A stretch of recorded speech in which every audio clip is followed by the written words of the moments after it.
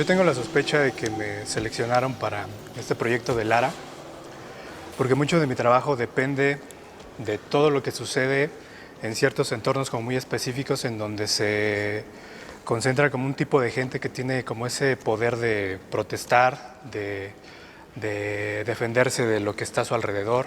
Mucho de mi trabajo yo lo pienso como una especie de documental del reino animal, en donde la gente común y corriente sería la presa y todo lo que nos ofende alrededor, puede ser desde un ser humano hasta un objeto, es el depredador.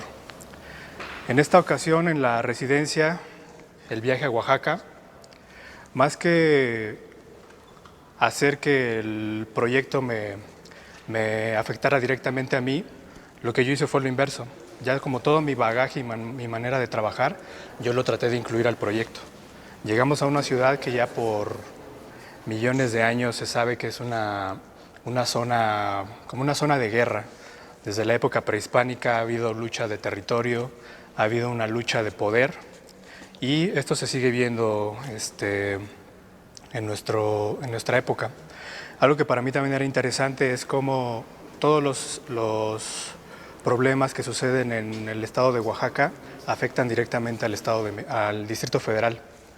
Una cosa que me hacía como una especie de paralelismo con lo que yo podía hacer en Oaxaca en esta residencia era cómo toda esta gente que protesta en contra del gobierno hace como una especie de viaje nómada. Desde Oaxaca se instala en la Ciudad de México, toma un lugar, protesta, si les hacen caso o no les hacen caso, eso ya es algo ajeno, ¿no? Pero ese ir y venir y dejar la huella es lo que más me interesaba a mí. Entonces a la hora de que yo voy para allá, es como una ruta inversa. Es yo con mi experiencia en la Ciudad de México, ir a enfrentarme al monstruo que era Oaxaca y ahí empezar a dialogar con él, enfrentarme a él y después de mi regreso vomitar como toda esta experiencia.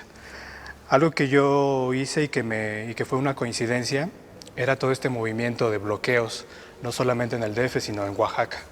En la estancia que tuvimos allá de 2 semanas, vivimos cerca de 10 o 15 bloqueos. Entonces eso era parte de la vida diaria, ¿no?